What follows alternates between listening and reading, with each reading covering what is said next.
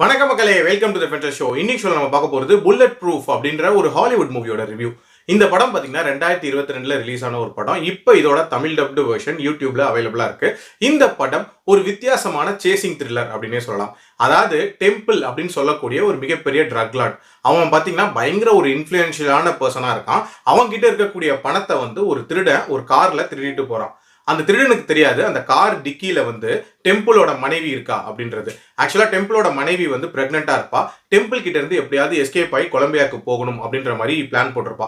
இந்த பிளான்ல வந்து எதிர்பாராத விதமா அந்த திருடன் உள்ள வந்துருவான். ஸோ அதனால அந்த திருடனும் அந்த மனைவியும் டெம்பிள் கிட்ட இருந்து தப்பிக்கணும் அப்படின்ற மாதிரியான ஒரு சூழ்நிலை உருவாகுது. ஸோ எப்படி தப்பிக்கிறாங்க, கடைசியா மாட்டினாங்களா இல்லையா அப்படின்றத அந்த படத்தோட கதை. இந்த படத்தோட பாசிட்டிவ்ஸை பொறுத்த வரைக்கும் எனக்கு முக்கியமான பாசிட்டிவா படுறது கண்டிப்பா இந்த படத்தோட ஸ்கிரீன் பிளே அப்படின்னே சொல்லுவேன். படத்தோட ஸ்டார்டிங்லேயே வந்து அந்த திருட்டு சம்பவத்தை காட்டிடுவாங்க. அதுக்கப்புறத்துல இருந்தே அந்த சேசிங் அப்படின்றது ஸ்டார்ட் ஆயிரும். ஸோ ஒரு இன்ட்ரெஸ்டிங்கான சேசிங் த்ரில்லரா கொடுத்துருப்பாங்க. அதுவும் 1.5 மணி நேரம் டியூரேஷன்ல கொடுத்துருப்பாங்க. அது ஒரு மிகப்பெரிய பிளஸ்ஸா நான் பார்க்குறேன்.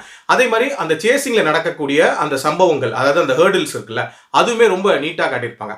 ஃபர்ஸ்ட் திங், அந்த பொண்ணு பிரெக்னெண்டா இருப்பா. ஸோ அவளை மேனேஜ் பண்ணி கொண்டு போகணும் அப்படின்றதே ஒரு காம்ப்ளெக்சிட்டியா இருக்கும். அதே சமயம் டெம்பிளோட ஒரு ஆளுகளும் வந்து ஒரு இடங்கள்ல வந்து பிரச்சனை கொடுக்குற மாதிரி காட்டியிருப்பாங்க. ஸோ அதுவுமே இன்ட்ரெஸ்டிங்கா வச்சிருப்பாங்க. எனக்கு இந்த படம் பார்க்கும்போது தமிழ்ல வந்து அச்சம் என்பது மடமையடா சிம்பு படம் இருக்குல்ல, அதுதான் ஞாபகம் வச்சு கிட்டத்தட்ட அதே ஃப்ளோல தான் இந்த கதையும் நகரும். அதே மாதிரி இந்த படத்தோட 3 மேஜர் கேரக்டர்ஸ், அந்த டெம்பிள், ஹீரோயின் அண்ட் தீஃப், இவங்க 3 பேரோட அந்த கேரக்டர் டிசைனுமே வந்து ரொம்ப நீட்டா அமைச்சிருப்பாங்க. ஆனால் அவங்களுக்கான பர்பஸ் அப்படின்றதுமே வந்து ஸ்ட்ராங்கா சொல்லியிருப்பாங்க.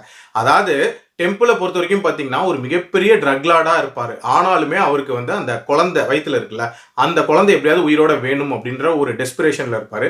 அதுக்காக நிறைய விஷயங்கள் இறங்கி பண்ற மாதிரிலாம் காட்டியிருப்பாங்க.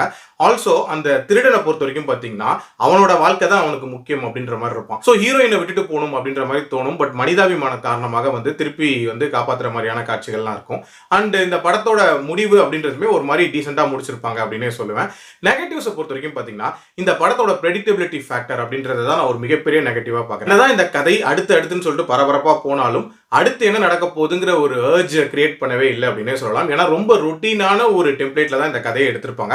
அது மட்டும் இல்லாம இந்த படத்தோட ஆக்ஷன் சீக்வன்சஸ் அப்படின்றதுமே இன்னும் கொஞ்சம் பிரம்மாண்டமா எடுத்திருக்கலாம். ரொம்ப நார்மலான ஒரு ஸ்டாண்டர்ட்ல இருந்த மாதிரி தான் இருந்துச்சு. அண்ட் ரொம்ப சிம்பிளான ஒரு சேசிங் த்ரில்லர் கொடுத்துட்டாங்களோ அப்படின்ற மாதிரியான ஒரு ஃபீலுமே இருந்துச்சு. இன்னும் கொஞ்சம் twist and turns and complexities add பண்ணியிருக்கலாம். மற்றபடி இது ஒரு டீசென்டான அட்டெம்ப்ட் தான். என்னோட ரேட்டிங் இந்த படத்துக்கு 2.75 அவுட் ஆஃப் 5. அடல்ட் கண்டென்ட்லாம் இல்லை. ஸோ பார்க்கலாம். மீண்டும் அடுத்த விமர்சனத்தில் சந்திக்கிறேன். நன்றி, வணக்கம்.